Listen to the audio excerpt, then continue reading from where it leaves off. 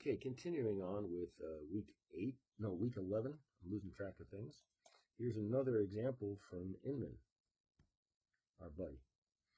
The damping constant for a particular accelerometer of this type illustrated here is 50 Newton seconds per meter.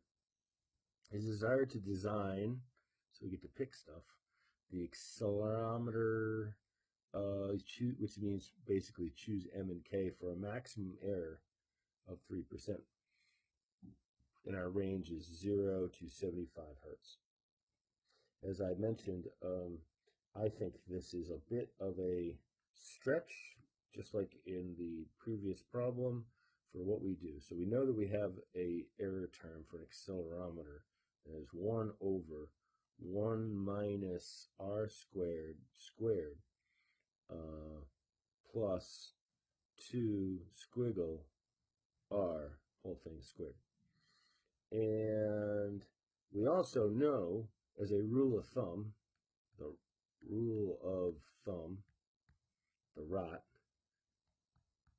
that r needs to be less than 0.2 for most accelerometers to work correctly. That, if you want to remember why, is because we're looking for something below this range right here that will work correctly. We would like a flat line, and we'll also note that the 0.7 is the flattest of the lines.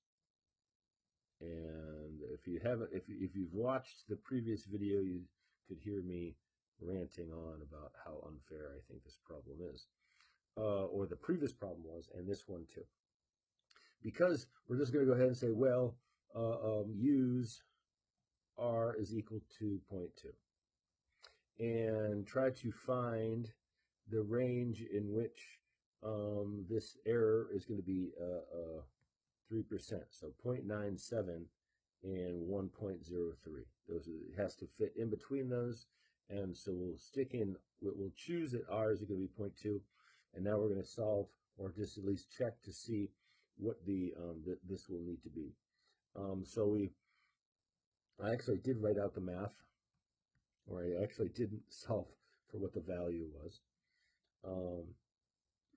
which don't know why I didn't do it in the previous one, but you can calculate it yourself too if you wanted to. We go in between this range,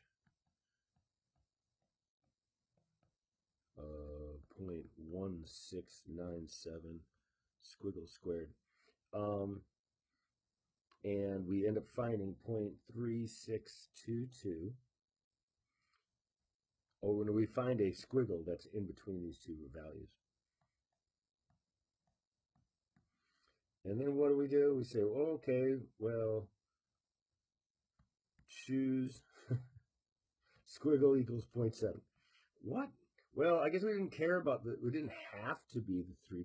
It's going to be within an error percent, so it needs to be less than 3%. So if we have 0.7, we know it's going to work out well. That it falls in between these two ranges. If they're 3% is fine. All right. So or as they said in the solution, 0.7 qualifies. So what we could do is first find what the natural frequency is going to be. Go in purple. So if we have the 75 hertz, right, we could say, we go. Okay, R is equal to FF over Fn. And therefore, Fn is going to be equal to FF divided by R. So we're going to take that 75 hertz and divide it by 0.2 and end up with a natural frequency of 375 hertz. And then take our omega n by taking 2 pi times Fn. So we convert that into radians per second, 2,356 radians per second. And so now we can find out what our K needs to be by finding out, using the natural frequency square root of K over M, find K is equal to M times omega N squared, or, oops, we don't have it yet. Let's go backtrack. But we know that we have damping, right? We're given a damping, and we know squiggle. Squiggle is equal to C over CC, and therefore we can have CC is going to be C over squiggle. So we're going to have 50 divided by 0.7, and therefore it's going to be 71.43 Newton seconds per meter. And we haven't used orange yet. Aren't you glad? Never mind, sorry. I feel bad for that. CC is also equal to 2m omega n. So we can find what the mass is necessary for this, which is going to be, let me write it out. CC, lost it, over 2 omega n, or 71.43 divided by 2 and 2,356. We get a mass equal to 0.01516 kilograms. All right, so now with that, now we can use our natural frequency. We can go omega n is equal to square root of k over m.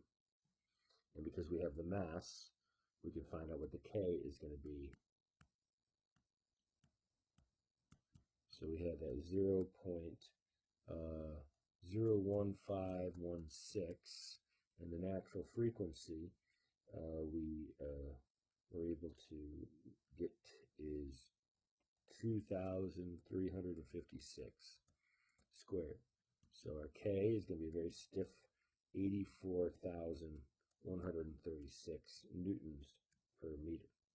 So in our design, it is going to have a mass. Let's go to the answers. I should do this every time. I think I've neglected that at times.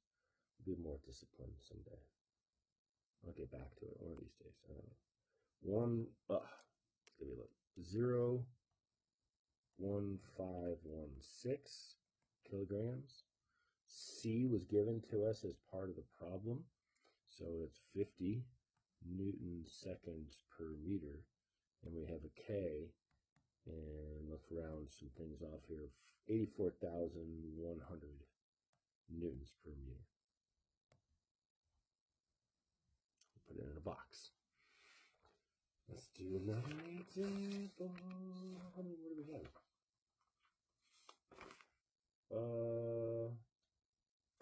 Just two more. I'm going to punt on the Dr. Jasinski's.